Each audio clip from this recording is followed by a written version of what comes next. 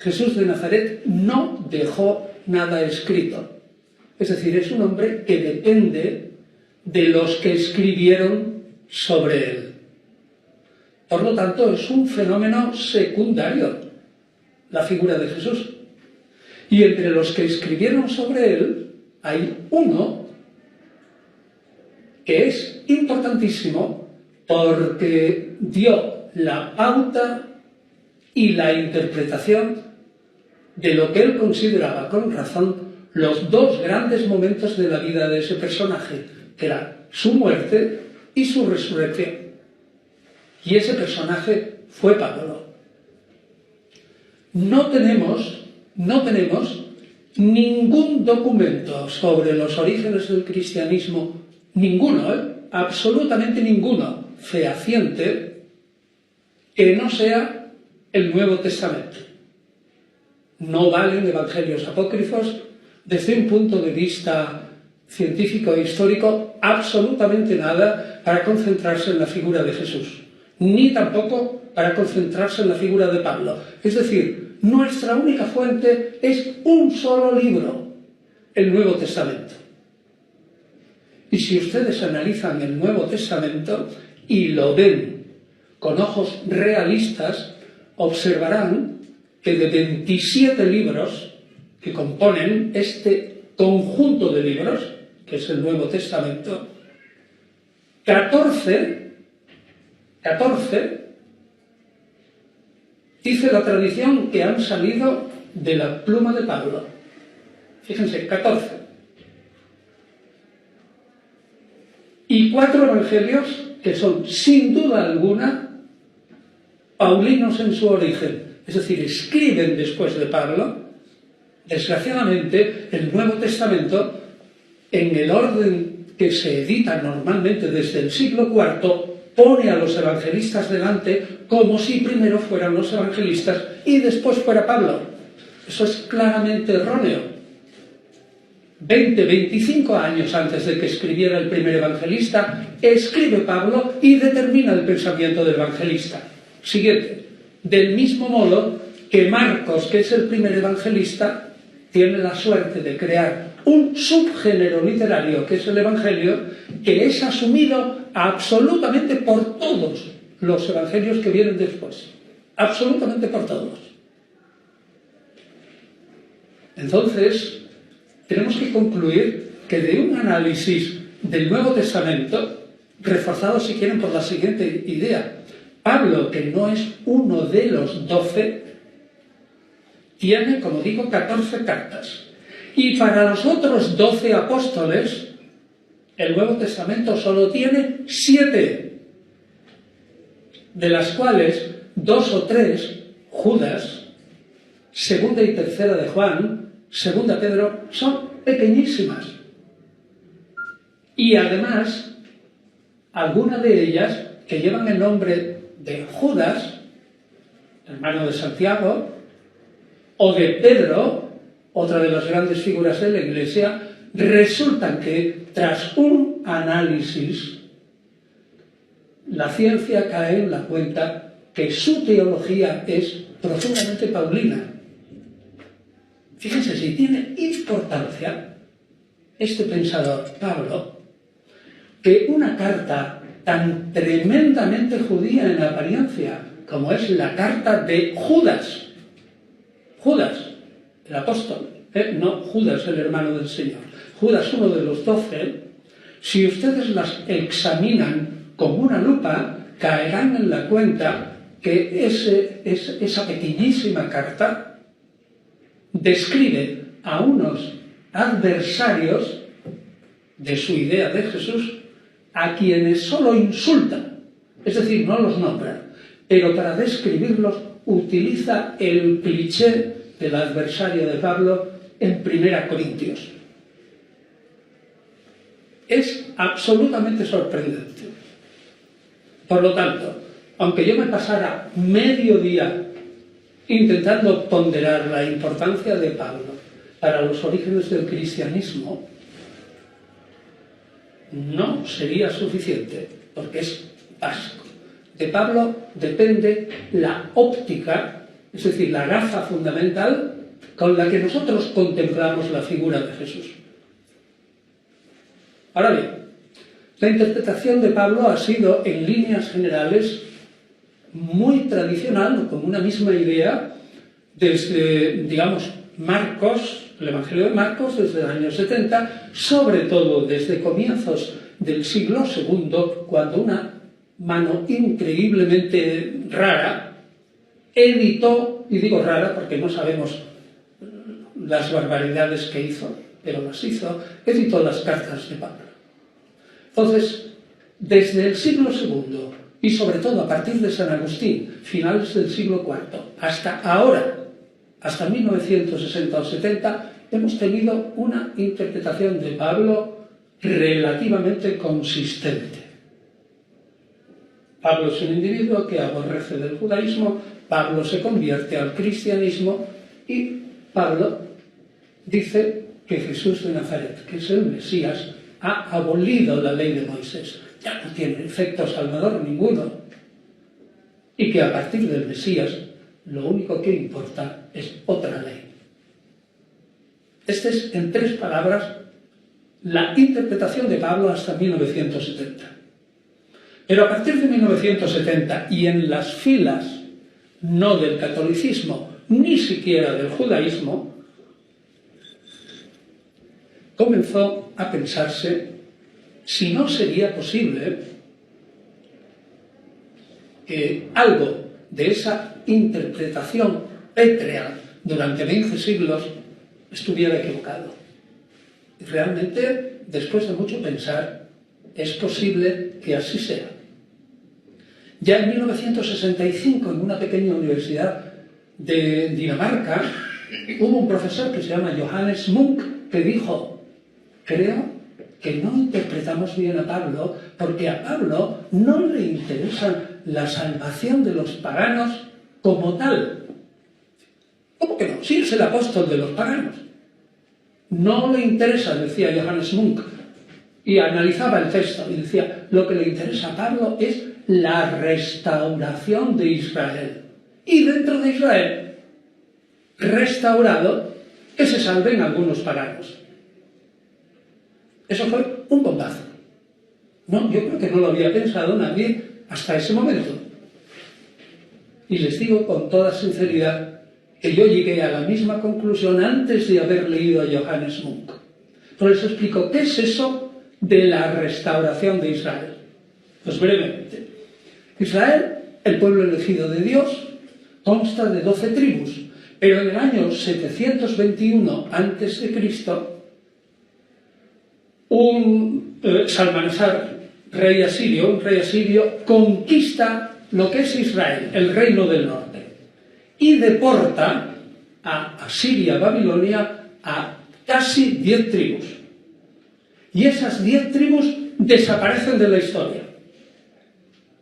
Quedan solamente 2 tribus y media, que son, a su vez, el núcleo de Israel, que ya no se llama Israel, se llama Reino de Judá, pero que tiene la mala pata que en el 586 a.C., no ya un rey asirio, sino babilonio, están allí al lado, Asiria y Babilonia, en la misma cuenca de los 2 ríos, conquista Jerusalén y produce otra deportación, que dura poco, que es solamente de las clases superiores, y vuelven a Israel. Pues bien, desde el momento de este segundo exilio, los jefes de Israel no hacen más que pensar que no puede ser que el elegido haya perdido 10 tribus. No puede ser. Habrá un momento en que Dios arreglará absolutamente todo esto y esas 10 tribus vendrán sobre las alas de las águilas al territorio de Israel y será el momento en el que aparezca el Mesías.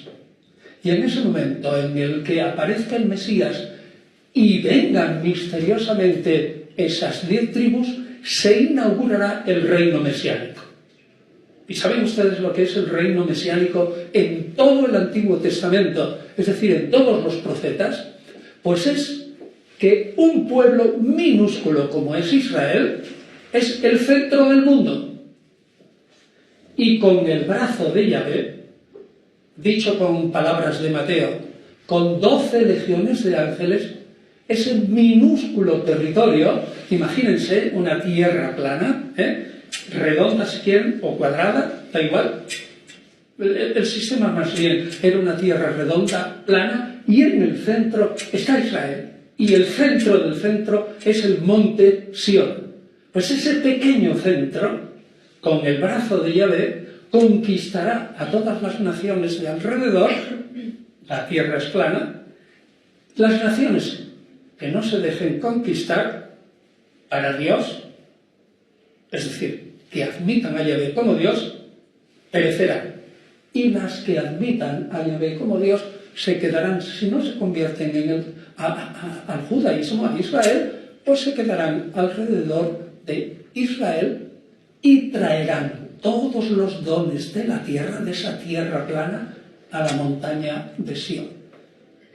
Y así durante siglos, es decir, desde el siglo V, IV, III y II y primero antes de Cristo, durante 500 años, Israel está absolutamente convencido de que será restaurado, vendrá el Mesías e Israel será el heredero del reino de Dios. ¿Y qué es el reino de Dios?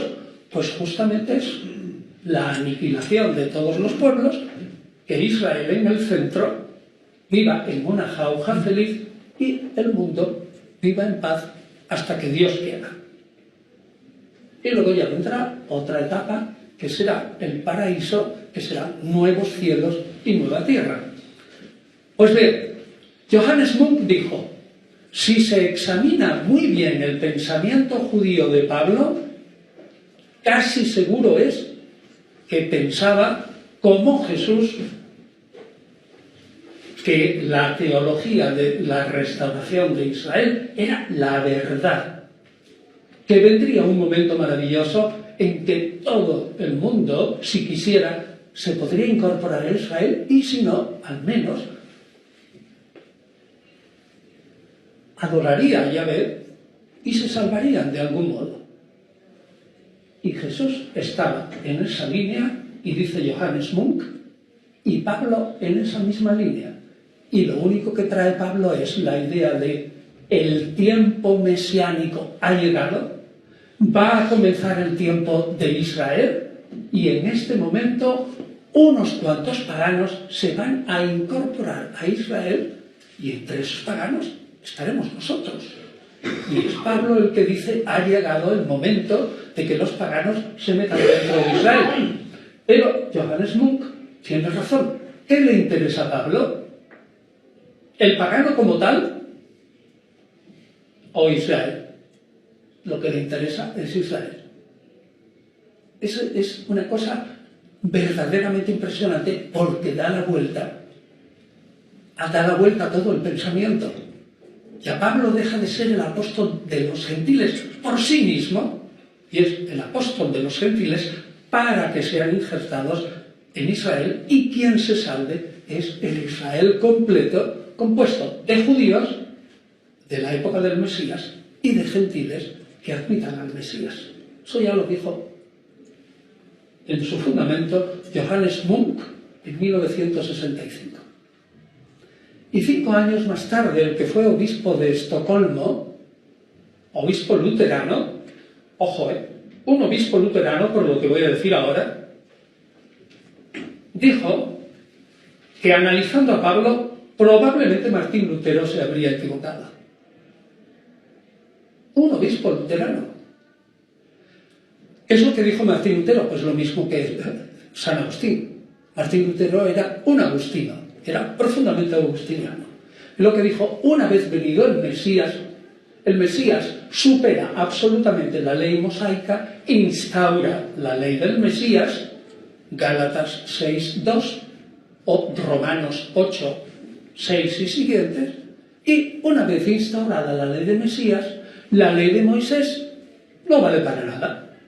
Por tanto, un judío, dice Agustín, y dice Lutero, y se ha dicho siempre, un judío que se convierta a Jesús como el Mesías, dice adiós a la ley de Moisés y cree en una nueva ley que es la ley del Mesías. Y dice Christer Stendhal, luterano, eso es profundamente erróneo. Porque Pablo jamás dijo eso. Jamás dijo Pablo que un judío que creyera en el Mesías tenía que dejar de ser judío y dejar de observar la ley de Moisés. Nunca lo dijo. Yo creo que Christer Stendhal tiene razón. Y ahí empezó todo. Cuando yo me propuse después haber escrito la guía para entender a Pablo, la guía para entender el Nuevo Testamento, en el 2006, y pensé que después de una visión general tendría que hacer dos guías, una para entender a Jesús y otra guía para entender a Pablo.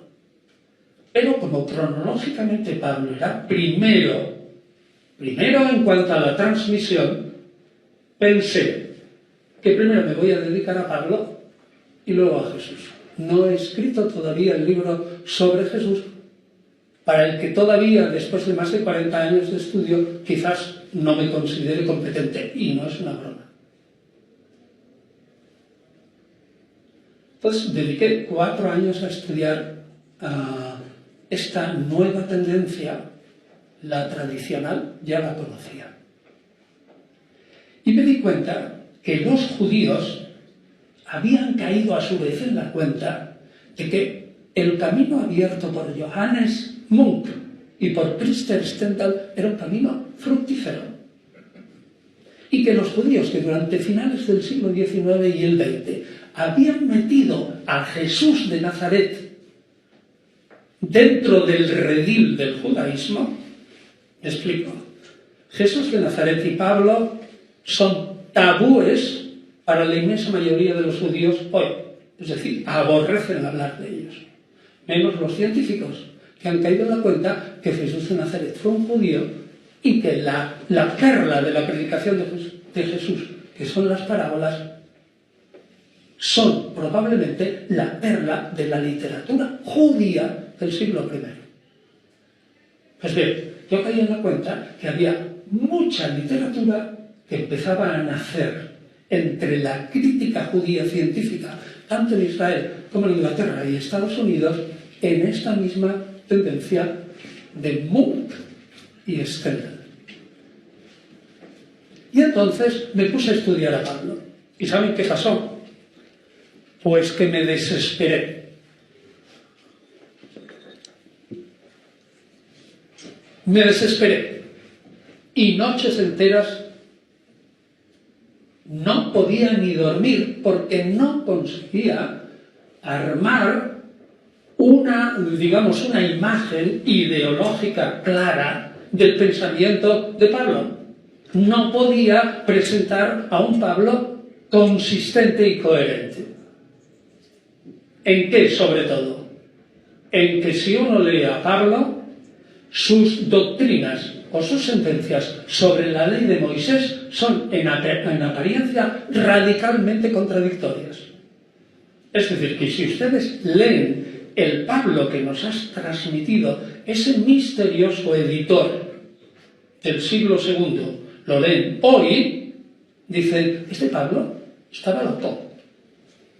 Porque lo mismo, o tenía una doble personalidad, porque lo mismo dice que la ley de Moisés es maravillosa, perfecta, la ley es buena, la ley es salvadora, la ley es magnífica.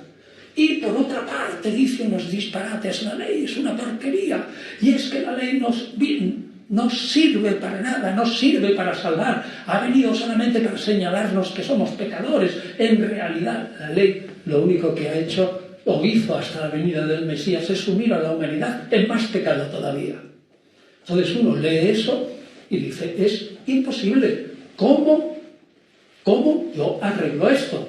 Nunca pude, sin embargo, dormir tranquilo porque me dije a mí mismo, no creo que un pensador, como opinan muchos hasta hoy, 2015, libros publicados en este país y fuera. Sepa el lector, vienen a decir esos libros en sus prólogos, que el pensamiento de Pablo es incoherente y contradictorio. Y yo dije para mí se entró. De ningún modo, y unas narices, no puede ser. Un personaje contradictorio no puede haber arrastrado a tanta gente hasta hoy. Hoy somos 2.000 millones de cristianos o más. Algunos seremos cristianos culturales, pero somos cristianos. Y el 99% o 99,9% del pensamiento cristiano hoy depende, como decíamos al principio, de Pablo. ¿Cómo va a depender de un señor incoherente?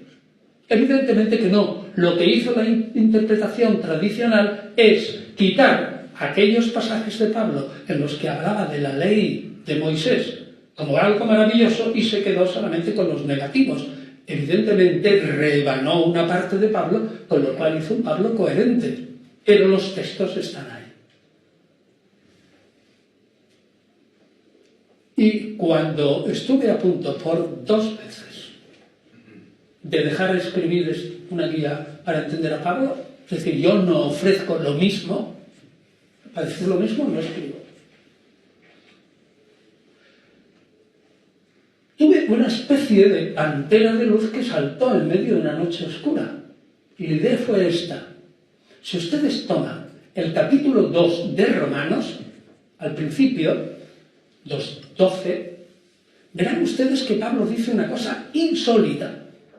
Dice claramente, lo digo con las palabras de Pablo, la idea de Pablo, dice claramente, todos los gentiles, pasados, presentes y futuros, conocieran o no conocieran al Mesías, en el día del juicio final, que viene enseguida, que está a la vuelta de la esquina, serán juzgados por la ley de Moisés. ¿Cómo? Si no conocen la ley de Moisés. Y responde Pablo a esta presunta objeción, porque tienen la ley de Moisés inscrita en sus corazones. Entonces dije yo, esto tiene que ser una clave. La ley está dividida en 2 partes. Una que tiene que ser universal y eterna. Es decir, válida para judíos y para gentiles. Y otra parte de la ley, que a lo mejor no es válida para todos, y precisamente contra ella, cuando se aplica a los gentiles, es cuando a Pablo se le desata la furia incontenible en su pluma y en su boca. Esa fue la idea germen. Es decir, lo que se ha defendido hasta ahora, normalmente que la ley es un bloque unitario, o lo tomas o lo dejas, no es un bloque, sino que tiene 2 partes, una universal y eterna y una parte específica y temporal para los judíos. Esta fue mi idea. Y solo esta idea, que luego la complementé más tarde con la siguiente, y encontré textos de rabinos judíos de los siglos III y IV, es decir, posteriores a Jesús, pero que probablemente reflejan opiniones anteriores, encontré textos que decían claramente esta idea que les voy a afirmar ahora, a saber, cuando llegue el Mesías, la ley de Moisés cambiará y será el Mesías quien va a cambiar esa ley. No dicen cómo, pero cambiará de algún modo. Y armado de esa idea fundamental y de su corolario, la ley cambia en el momento del Mesías. Y por mano del Mesías empecé a darle vueltas hasta que encontré una hipótesis de trabajo. Fíjense que a Pablo nunca le persiguieron por las posibles ideas raras que él pudo tener a ver de cómo era el Mesías.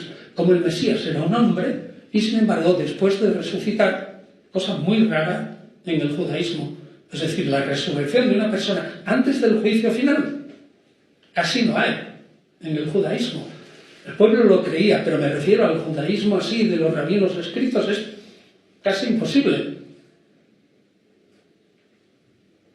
Entonces resulta que yo pensé, tío, si realmente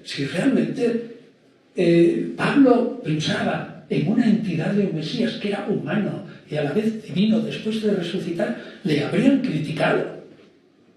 No hay ni una sola queja contra Pablo por eso. La única queja es que blasfemaba contra la ley y que había dicho cosas horribles contra la ley de Moisés y que había negado el valor salvador. Si se explica el problema, Pablo y la ley, lo demás en la interpretación de Pablo no tiene importancia ninguna. Es decir, se puede explicar de algún modo. Repito, si el gran problema sobre el que se han dedicado libros y libros, ¿cuál es la posición de Pablo y la ley de Moisés?, se aclara de algún modo, el núcleo de la dificultad para entender a Pablo está resuelto. Entonces, ¿qué es la guía para entender a Pablo? Pues mi hipótesis explicativa de cómo Pablo entiende cómo es la ley de Moisés, que es doble y que cambia en la época del Mesías. Y ahora viene la aplicación a los paganos. Pero antes una observación. En la ciencia y en la filología, cuando nos encontramos con textos muy difíciles, y toda la historia antigua es así, todo avanza a base de hipótesis. Todo. Es decir, ¿cómo funcionaba la Roma republicana? Pues no lo dicen estrictamente los textos, pero con una hipótesis interpretativa se lee a los historiadores antiguos y dice funcionaba de esta y esta y esta manera. Y si hay un montón de científicos que están de acuerdo con esa hipótesis, esa es la verdad. Pero una hipótesis nunca es una certeza. Entonces lo que yo he hecho es hacer una hipótesis de trabajo que presenté en un congreso en Roma ante un montón de sabios judíos, fundamentalmente. Y en mi ponencia no aplaudieron, se quedaron así. Pero ninguno se levantó y me criticó. Mientras que a otros se les habían lanzado a la yugular. Es decir, ese silencio, dije yo, fantástico. Esta hipótesis puede dar juego. Bueno, pues la hipótesis esta es que la ley de Moisés no se aplica según el Mesías y en tiempo mesiánico, paréntesis, ¿qué es tiempo mesiánico? Desde el momento en que ha venido Jesús hasta que una vez muerto y resucitado vuelva de nuevo, que será dentro de 10 minutos, o un cuarto de hora o 10 años. Ese es el tiempo mesiánico. Y repito, ya cierro el paréntesis, la ley de Moisés no se aplica igual a un judío convertido al Mesías que a un pagano que se convierta al Mesías y que será injertado en Israel por haber creído en el Mesías de Israel. Bien, pues entonces monté la hipótesis de la siguiente manera. Pablo probablemente pensó dentro de ese marco de la restauración de Israel. Y ahora me centro para decirles, y con esto prácticamente terminaré mi conclusión, o sea, mi exposición, luego añadiré unas pocas conclusiones. O sea que ahora viene el núcleo de lo más, digamos, de lo más interesante del libro. Y es, una vez que tienen a Pablo situado dentro de la restauración de Israel, el hombre piensa en la promesa hecha por Dios a Abraham. Es el inicio de todo, el inicio del pueblo elegido. Y esa promesa está en el Génesis, de los capítulos 12 al 17. ¿Y qué dice la promesa? Dios le dice a Abraham que a pesar de que tiene 100 años y que su mujer es estéril, va a tener un hijo. Y que en ese hijo tendrá, uno, una descendencia tan numerosa como las estrellas del cielo o como las arenas del mar. 2, que a esa descendencia le dará una tierra que emana leche y miel. Y 3, ojo, y 3, que Abraham será padre de numerosos pueblos. Y Pablo reflexiona, ha llegado el Mesías, parte de la base que el Mesías se le ha aparecido y que hay muchos que lo creen. Ha llegado el Mesías. ¿Y qué se ha cumplido de esta promesa de Abraham? Se han cumplido 2 cosas.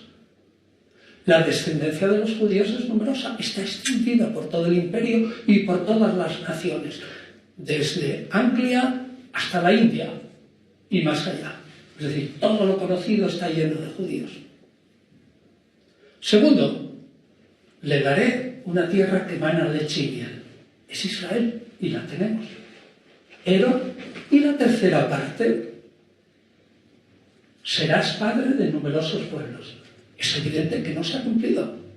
Luego, ahora que el Mesías va a volver y se va a cerrar la época mesiánica, es el momento en el que Dios me ha encargado a mí, Pablo, con su llamada, que consiga ese número necesario de gentiles, es decir, de paganos, que simbolizando a todos los pueblos de la tierra, se injerten en Israel por medio de la creencia en el Mesías y pueda llegar el fin del mundo.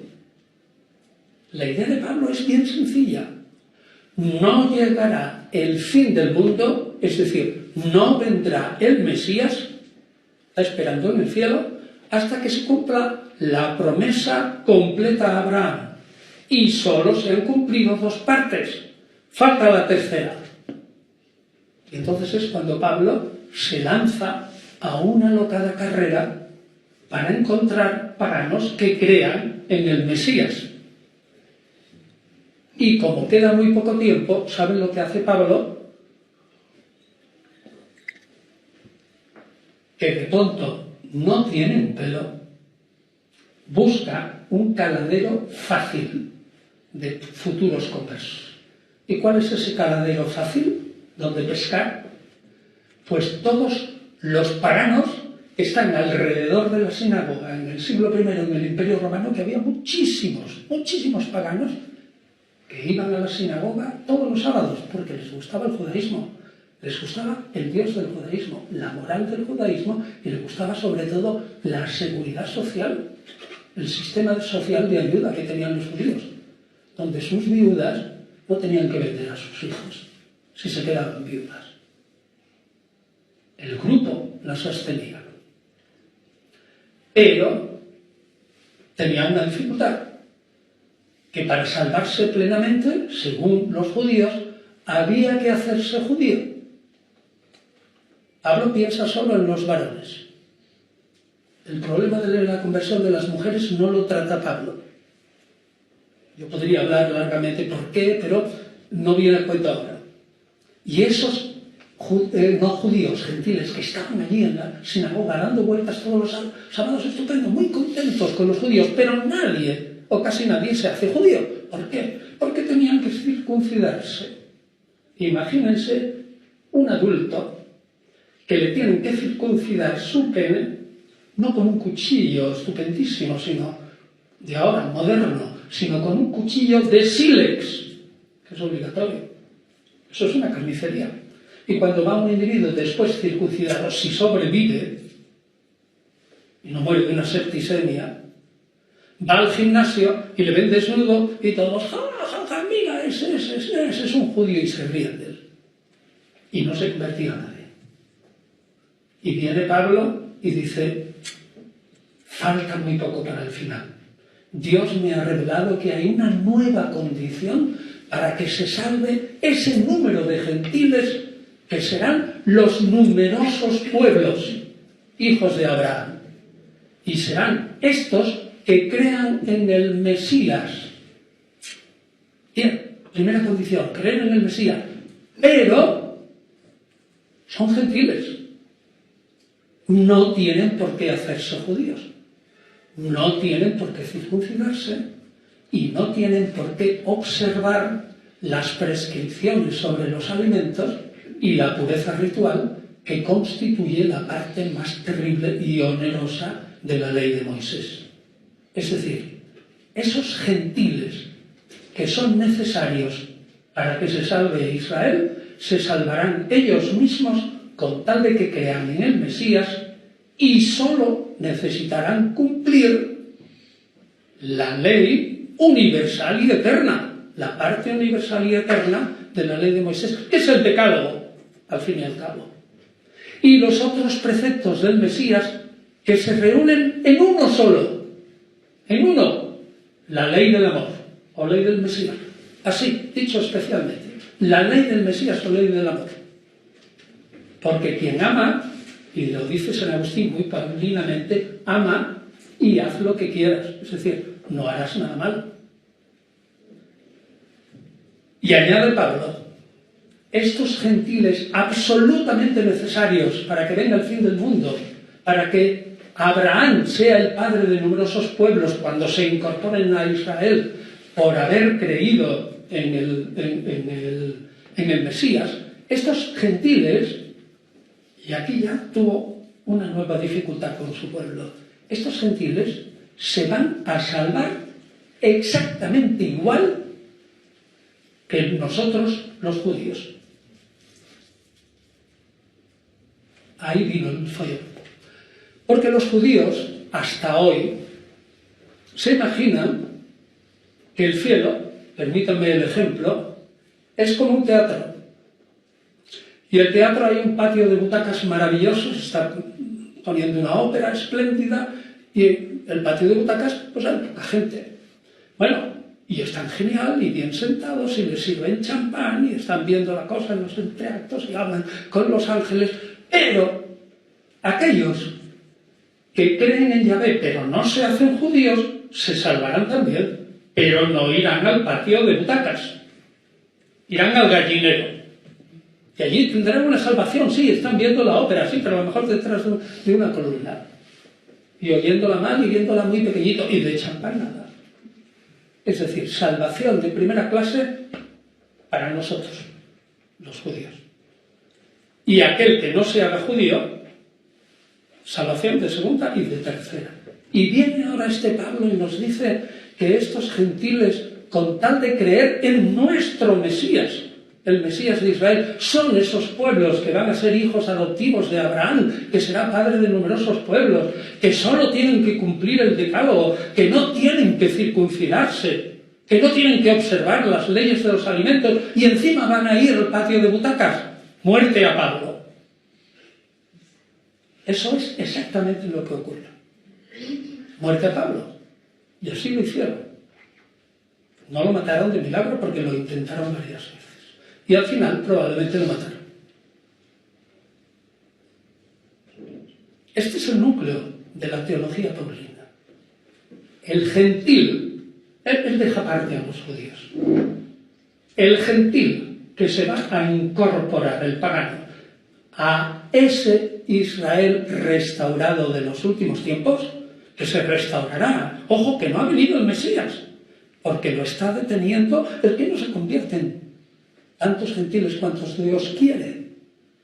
Pues bien, ese gentil que se convierta, fíjense, habrá sustituido la ley carnal de Moisés, que exige una circuncisión carnal, por una ley espiritual, la ley del Mesías. Y habrá sustituido una circuncisión material por una circuncisión espiritual que es el acto de fe en el Mesías. Es fantástico e insuperable. Y en lo insuperable de esta oferta para los gentiles tienen ustedes la clave del éxito de Pablo hasta hoy. ¿Y por qué el mundo se ha hecho cristiano y no se ha hecho judío? Los musulmanes es lo mismo, Los musulmanes son cristianos y judíos que hacen un proceso similar, pero no nos vamos a meter ahí. Así que ese es el núcleo de Pablo. Pues bien, yo presento esta hipótesis, presento también la teoría de cómo Pablo entendía la figura del Mesías, que era humana y divina a la vez, y cómo entendía que era divina sin que se rompiera que hay un solo Dios.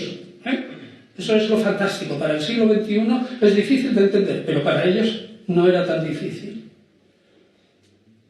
Y todo el libro consiste en explicar este núcleo de la teología de Pablo. Ahora bien, ¿qué hago yo en el libro? Y una pregunta previa. ¿Me han entendido ustedes, sí o no? Sí. Ustedes me entienden mis palabras, ¿no? Sí. Pues entonces también entienden mi libro, porque yo escribo como hablo. Claro y rotundo. ¿Y qué es lo que yo hago? Decirle, oiga, lector, que he encontrado esto y venga, que se lo voy a explicar. No hago eso. Cojo al lector de la mano y le digo, vamos a leer a Pablo, que es muy difícil. Lo traduzco bastante al pie de la letra y luego voy explicando lentamente a Pablo, empezando por las cartas. La primera carta, cronológicamente hablando, Primera Tesalonicenses, y la última, cronológicamente hablando, que es Romanos. 8 años de diferencia. Pablo solo escribió ese trozo, a lo mejor vivió 60, 65 años y conservamos ese pequeño resto. Y de ahí vivimos. Entonces yo cojo al lector de la mano y vamos a explicar. Y cuando llegamos a un punto clave de la teología de Pablo, que aquí he explicado 2 o 3, que son nada más que 20 y algunos muy sencillos, me paro. Y digo, amigo lector, nos paramos. Mira, aquí ha salido el tema, por ejemplo, de cómo va a ser el reino de Dios en Pablo. Entonces nos paramos, recojo, claro, como ya me sé de memoria Pablo, recojo todos los textos de Pablo, que no son muchos, sobre el reino de Dios, los pongo allí, comento cómo es el reino de Dios, hago la aclaración, y cuando ya la gente lo entiende, sigo adelante. O llegamos al problema de cómo hay que creer en el Mesías. Y cómo creer en el Mesías produce el efecto de que, siendo yo un pecador, Dios me declara justo. Era pecador y soy justo. Eso se llama justificación. Ser declarado justo. Y por un acto de fe en el Mesías. A ver, ¿qué es eso? Entonces cojo todos los textos y explico claramente qué es la justificación y qué es fe en Jesús como Mesías. Y llegamos a un punto, por ejemplo, muy importante. Es que Pablo dijo que todos los judíos que creyeran en el Mesías tenían que mandar la ley de Moisés a la porra, es decir, dejaban de ser judíos, o más bien lo que dijo fue exactamente lo contrario, cosa que le afectaba a él, que aquel que era judío tenía que seguir siendo judío una vez de creer en el Mesías. ¿Por qué? Porque ellos eran el pueblo elegido, a quienes les habían dado las 2 partes de la promesa. Estaban dentro de la alianza. Si no cumplen con la ley de la alianza, se salen de la alianza y nada les vale creer en Cristo. Eso lo dice Pablo literalmente en 1 Corintios 7, 17 a 20. Literalmente. Dice bien claro, si Dios te llama para creer en el Mesías y eres judío, sigue siendo judío. Y si Dios te llama para creer en el Mesías y eres un pagano, sigue siendo pagano. Porque lo que necesita Dios son 2 pueblos, es decir, el pueblo elegido, como piensan los judíos hasta hoy, nosotros y el resto. Nosotros y los demás pueblos. Lo que Dios quiere es que llegue el final con su pueblo elegido y los demás pueblos. No da tiempo a que se conviertan todos, pero sí que se conviertan aquellos que simbolizan a todos los pueblos de la tierra. Y eso explica, pues, ¿no se han dado cuenta que Pablo era un trotacaminos que corría y corría y corría, que ni siquiera bautizaba, y resulta que estaba en un sitio, ya plantaba la fe, creaba un grupúsculo y se iba corriendo a otro sitio y a otro y a otro, y cuando pasan 4 o 5 años de esta loca carrera, o 6, dice, se me acabó el trabajo aquí. ¿Pero cómo? Se habrá convertido al 0,000006% de la población del mundo. Dice, se me acabó el trabajo, ahora tengo que ir a Asia Menor y después al continente, a Europa, y luego me tengo que ir a España para que llegue el final. Es decir, este hombre estaba convencido de que el número de paganos que tenían que integrarse en Israel eran pocos. Eran solamente aquellos que simbolizaban a los numerosos pueblos de la tierra. Dicen algunos ahora, pues qué monstruosidad. O sea que este Pablo decía que se salvaban muy pocos, ¿verdad? Pues eso dice. Todo judío del siglo I y todo judío fanático ortodoxo del siglo XXI dice que de los 7.500 o 8.000 millones de gente que hay en la Tierra, los esenios, sin ir más lejos, los de los manuscritos del Mar Muerto en tiempos de Jesús, se iban a salvar ellos. ¿Cuántos eran de toda la humanidad? El 0,000000001. Y Dios estaba contento. Y da la razón un famoso libro del siglo I, un poquito posterior a Pablo, que se queja al judío y le dice al ángel Rafael, y le dice, o Uriel, le dice, oye, ¿cuántos se van a salvarse? Nos vamos a salvar muy poco. Y le dice, mira, Esdras, ¿qué ves? Dice, pedruscos, arcilla. Dice, a ver, ¿hay muchas esmeraldas ahí? ¿Y diamantes hay muchos ahí? No, ninguno. Dice, pues eso es lo que pasa. Se salvarán los diamantes y las esmeraldas. Y la arcilla y la piedra se condenarán. Parte de eso lo pensaba Pablo también. Pero Pablo pensaba que el fin del mundo estaba a la vuelta de la esquina. Si leen ustedes 1 Tesalonicenses 4, 13, 17, el fin del mundo es exactamente en la generación de Pablo. Dice, ¿han muerto algunos en Tesalónica? Sí, ya lo sé. ¿Y qué es lo que va a pasar? Pues nada, en el momento en que sea, que va a venir el Señor, esos que han muerto resucitarán. Y nosotros, los que aún vivimos, los que estamos vivos, cuando veamos al Mesías que viene transportado por las nubes del cielo, nosotros nos reuniremos con él en el aire. Y entonces empieza el cielo y dice, y el cielo es, estaremos siempre con el Señor. Esta es la definición del cielo de Pablo. Estar siempre con el Señor. Pero él estaba vivo.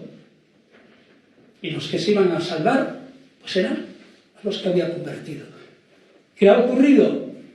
Que ese fin del mundo no llegó. Y entonces esta idea de Pablo se ha ido extendiendo con el esquema es fundamental.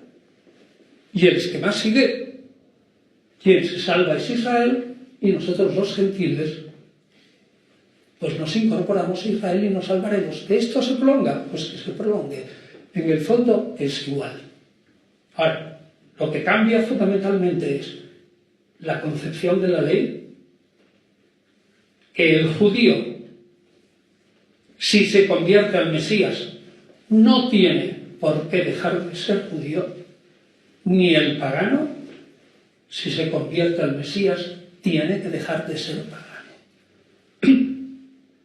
Cada uno en aquel estado en el que fue llamado. Es fantástico. Pues bien, esto es lo que yo expongo en el libro. El libro no es una novela. Entonces no se lee igual que una novela. Ni tampoco hay que leerlo en una tarde. Pero si se lee poco a poco, creo sinceramente que se puede entender muy bien y creo que es la clave que explica el pensamiento de Pablo. Y explica que luego, por ciertas necesidades, los cristianos nos hemos desviado del auténtico pensamiento paulino. Pero que si volvemos al auténtico pensamiento paulino, da igual, exactamente igual, porque los gentiles, para nosotros, no cambia absolutamente nada. Lo único que cambia es que no tenemos que ir a perseguir a ningún judío para que se convierta, que siga siendo judío. La trascendencia, y esto se aplica a Pablo. Una de las consecuencias que saco en el libro es que Pablo jamás dejó de ser judío. Siempre siguió siendo un judío practicante. Es que no se podía hacer de otro modo, lo explico en el libro. Jamás tendría que haber el menor problema entre judíos y cristianos. Porque según Pablo, a quien los judíos dicen todavía que es el más canalla de los canallas y el más traidor de los judíos, en realidad esa acusación es falsa.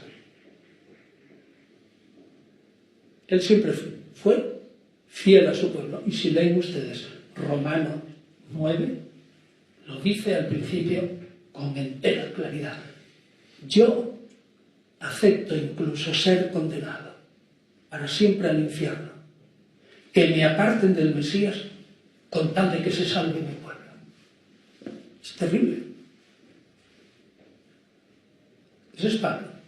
Yo les invito a que, si les interesa, pues que lean el libro y abre un camino tremendamente fecundo para la comprensión entre judíos y cristianos, tremendamente fecundo para entendernos a nosotros mismos, y para los gentiles no cambia nada, pero sí afirma que parte de la interpretación, sobre todo la luterana, está radicalmente equivocada. Pablo jamás fue un traidor a su pueblo, nunca.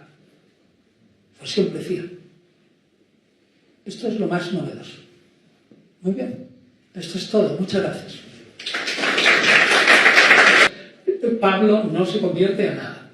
Segundo argumento, usted es que Pablo era un misógino y no sé cuántas cosas. Mire, Pablo no era un reformador social. Y Pablo, los textos en los que la gente dice que mandaba a las mujeres callarse y que se pongan el velo y que si tienen algo que preguntar, que se lo pregunten a sus maridos y todo eso, todos esos textos no son de Pablo. Pues eso lo leían en las bodas. Pues sí. En las bodas que lo leían y decían claro, que era de Pablo. Pues porque de las 14 cartas atribuidas a Pablo, solo 7 hay auténticas. Primera Timoteo no. Y ojo, el texto más famoso de 1 Corintios, capítulo 14, versículo 32, a la mitad, hasta el 36, que es cuando dije: y ordeno que todas las mujeres guarden silencio en las iglesias y no admito discusión, porque lo mismo ha de hacerse aquí en Corinto que en todas las demás iglesias. Eso es una glosa del siglo II, un añadido de un escriba en, probablemente 150 años después de la muerte de Pablo, en los primeros manuscritos de Pablo, y se ha transmitido hasta ahora. ¿Y por qué sabemos que es absolutamente apócrifo ese texto? Y lo defienden incluso los católicos en las facultades de teología. Pues porque dice lo contrario de lo que en la misma 1 Corintios acaba de afirmar Pablo, que dice continuamente que una mujer puede dirigir la oración. Sí, señor. Levantarse y orar. Eso es lo que dice. Hombre, no dice dirigir la oración, pero nosotros entendemos que es lo que significa levantarse y orar. Es el primero que entona el salmo y los demás le siguen. Y no solo eso, una mujer puede profetizar. Eso lo dice Pablo, 1 Corintios 12. Y luego lo dice claramente en 1 Corintios 14. Luego el texto, 1 Corintios 14, 32b, 36, es falso. Rotundamente falso. Y 1 Timoteo, 2 Timoteo y Tito no las ha escrito Pablo. Ni Efesios ni Colosenses ni segunda de Tesalonicenses. Entonces, durante 40 años, No, durante- el régimen franquista, cuando iba a la iglesia y le decía la mujer debe estar sometida al hombre, ¿eso es un invento de quién? Pues de los discípulos de Pablo 40 años después, del autor de Primera Timoteo, que probablemente es en torno al año 100. Si creemos que Pablo, creemos, no, no lo sabemos. Si creemos que Pablo murió quizás en la pequeña persecución de Nerón a los romanos en el 64, Primera Timoteo se escribe 35 años después de la muerte de Pablo. No es de Pablo. Es que este es el problema. Este libro no entra a discutir lo que es el resultado adquirido de la filología y la teología en todas las universidades del mundo, católicas, protestantes y medio pensionistas, todas, por la sencilla razón de que todo el mundo admite, normalmente, entre los estudiosos, que Primera Timoteo, Segunda Timoteo, donde está eso, no son de Pablo, que Tito tampoco.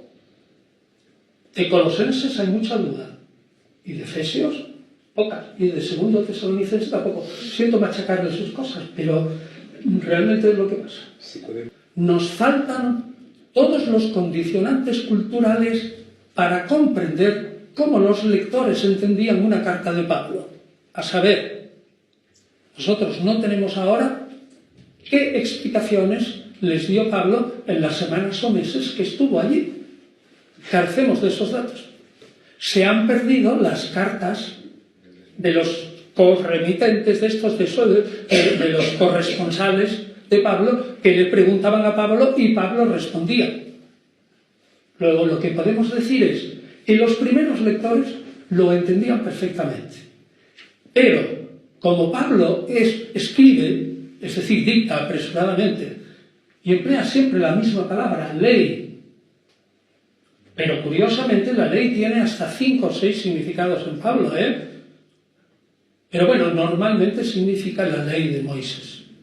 Y como habla con la misma palabra que la ley es buena y la ley es mala, resulta que pasados, creo yo, 40 o 50 años después de Pablo, la muerte de Pablo, cuando ese enigmático editor,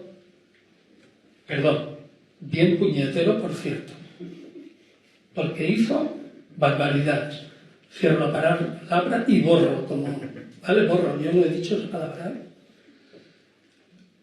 Ese individuo, ese editor que modificó las cartas, que cortó, que se han perdido algunas, que juntó 3 o 4 cartas en 2 Corintios, que probablemente mezcló 3 cartas en Filipenses, que probablemente mezcló 2 cartas en 1 Corintios.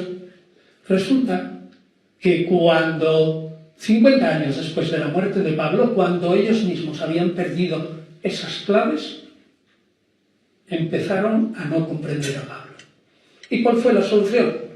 Ya le digo, la solución es, si dice que la ley es buena y es mala, como a mí me interesa que diga que la ley es mala, porque soy pagano cristiano, no hago caso de aquellos pasajes que la ley es buena.